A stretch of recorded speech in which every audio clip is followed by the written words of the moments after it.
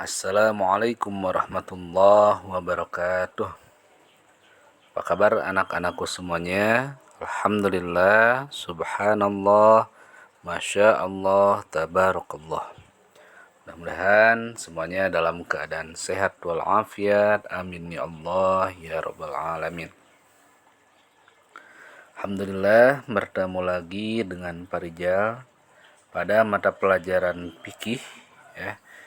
Insyaallah ini masih melanjutkan pelajaran bab atau bab 4 ya. Dimana sebelumnya kalian belajar tentang arti jual beli, rukun dan syarat jual beli. Sekarang yang akan Perjal sampaikan adalah tentang khiyar ya. Adapun pokok bahasan untuk pertemuan hari ini, yang pertama adalah tentang jual beli yang diperbolehkan dan dilarang. Ya, jadi seperti apa jual beli yang diperbolehkan dan seperti apa jual beli yang dilarang. Yang kedua, ada arti khiyar. Kemudian yang ketiga, macam-macam khiyar. Dan yang keempat, ada manfaat khiyar. Jadi ini pokok bahasan yang akan Parja sampaikan untuk pertemuan hari ini. Langsung saja. Untuk pembahasan yang pertama adalah tentang jual beli yang diperbolehkan dan dilarang. Ya. Pada dasarnya, jual beli yang dilakukan dengan rukun dan syarat-syarat yang terpenuhi, jual beli tersebut sah dan tidak dilarang. Jadi jual beli yang sah dan tidak dilarang itu adalah jual beli yang memenuhi rukun dan syarat dari jual beli tersebut, ya. Kemudian adapun jual beli yang hukumnya haram dan tidak sah adalah jual beli barang-barang yang menimbulkan kerusakan. Jadi lebih ke barangnya ini menimbulkan kerusakan, baik kerusakan diri maupun kerusakan lingkungannya. Seperti jual beli ganja, ekstasi, minuman keras, itu kan apa? Menimbulkan madarat ya. Serta barang-barang lain yang menimbulkan kemadaratan bagi penjual atau pembeli yang tidak bermanfaat ya, madarat itu ya. Jadi itu hukumnya haram dan tidak sah. Sekali lagi, jual beli yang boleh atau yang sah dan tidak terlarang itu adalah jual beli yang memenuhi rukun dan syaratnya. Jual beli yang haram atau tidak sah itu adalah jual beli barang yang tidak bermanfaat atau yang menimbulkan kerusakan ya. Berikutnya ada arti dari jual beli yang diperbolehkan dan dilarang ya. Ada jual beli yang sebenarnya itu sah tetapi terlarang ya. Sah secara rukun dan syarat tetapi terlarang ya. Bentuk jual beli yang terlarang dapat disebabkan beberapa hal berikut. Jadi terlarangnya karena apa? Jadi secara rukun dan syarat itu sah jual belinya, tapi tetap terlarang.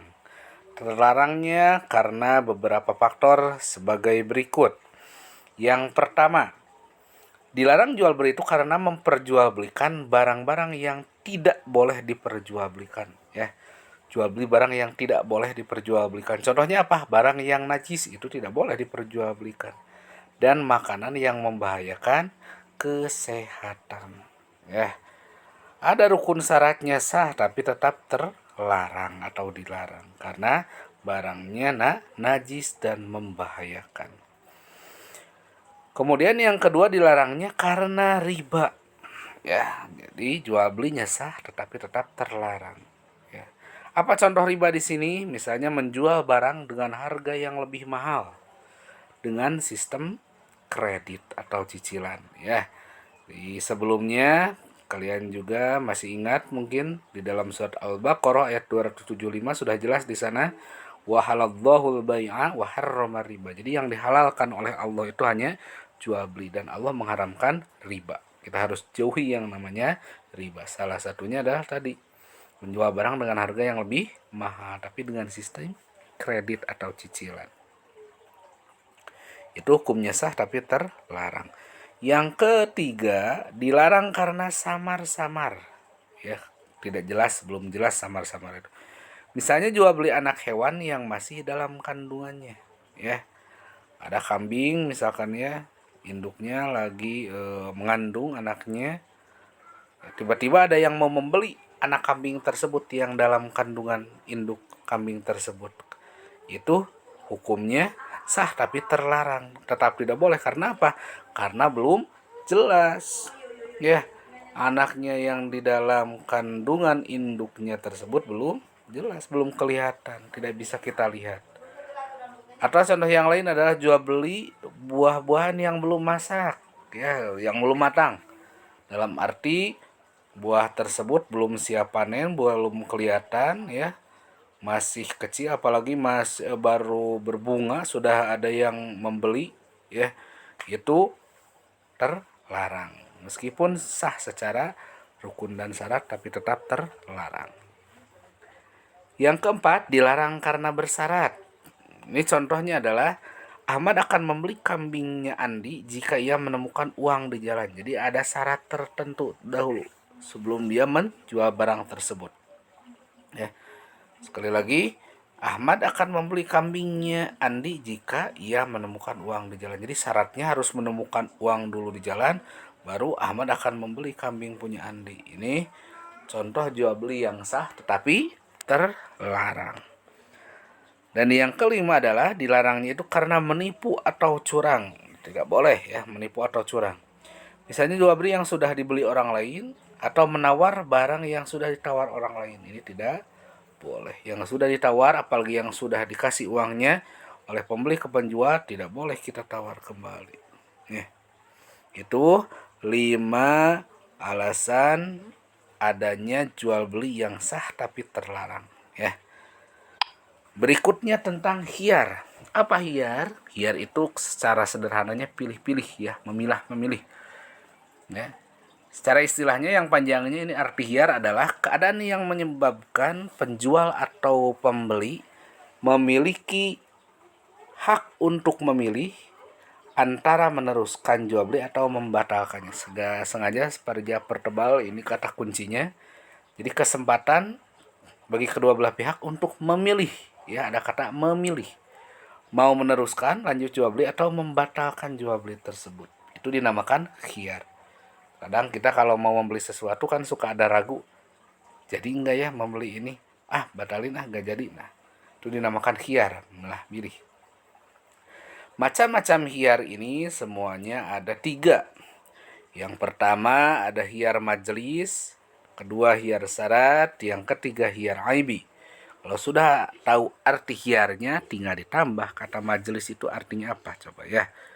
Khiyar majelis adalah hak bagi semua pihak, maksudnya penjual dan pembeli, yang melakukan akad jual beli untuk membatalkan atau meneruskan akad jual belinya selama mereka masih berada di tempat. Nah, ini kata kuncinya, masih berada di tempat akad dan kedua pihak belum berpisah. Majelis itu kan tempat ya. Jadi memilah-milih selagi apa? Penjual dan pembeli masih belum terpisah, dalam arti masih dalam satu tempat akad tersebut. Itu dinamakan khiyar majelis. Yang kedua khiyar syarat. Apa itu khiyar syarat? Suatu keadaan yang membolehkan salah seorang atau masing-masing orang yang melakukan akad untuk membatalkan atau menetapkan jual belinya dengan syarat selama waktu yang ditentukan. Ada kata syarat selama waktu yang ditentukan. Waktu khiyar syarat paling lama adalah 3 hari 3 malam terhitung waktu akad. Jadi kita boleh bilang, misalkan kita sebagai pembeli ke penjual, aku mau lihat-lihat dulu misalkan ya. Itu diperbolehkan dalam Islam, dinamakannya khiyar syarat. Tetapi waktu maksimal khiyar syarat adalah paling lama 3 hari 3 malam terhitung waktu akad. Dan yang ketiga ada khiyar aibi. Aib itu cacat ya. Khiyar aibi adalah memilih tetap atau membatalkan jual beli karena ada cacat atau kerusakan, rusak atau cacat pada barang yang tidak kelihatan pada saat ijab qabul. Jadi ketika kita membeli barang tersebut sudah ijab qabul, tidak kelihatan sama kita, tiba-tiba di rumah pas dicek ternyata barangnya cacat atau rusak. Boleh kita mengembalikan kembali barang tersebut ke penjual ya. Itu dia menamakannya khiyar aibi. Ya, sekali lagi 3 macam khiyar: majelis, khiyar syarat, khiyar aibi. Ya. Berikutnya Selain hiyar majelis, hiyar syarat dan hiyar aibi, ada manfaat dari hiyar, ya.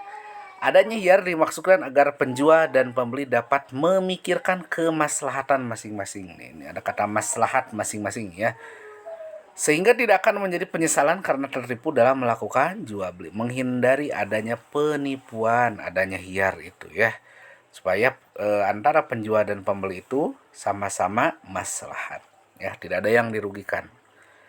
Kemudian, adapun manfaat yang dapat diperoleh dari adanya hiyar adalah terjaminnya rasa kepuasan dari pihak pembeli karena tidak merasa khawatir terhadap barang yang dibelinya. Jadi terjamin kepuasannya, ya, dengan adanya hiyar tersebut. Itu manfaat hiyar, ya. Jadi tadi jual beli yang boleh tapi terlarang. Kemudian ada lagi tentang arti hiyar. Kemudian macam-macam hiyar yang ada 3, hiyar majelis, kemudian hiyar syarat, hiyar aibi, dan sekarang ini yang terakhir adalah manfaat hiyar, ya. Sebelum diakhiri, ada tugas terlebih dahulu dari Pak Rijal. Itu tugasnya kalian kerjakan latihan soal di buku paket Piki halaman 59 sampai 61. Bagian A-nya saja. Itu kalau gak salah 1 sampai nomor 20.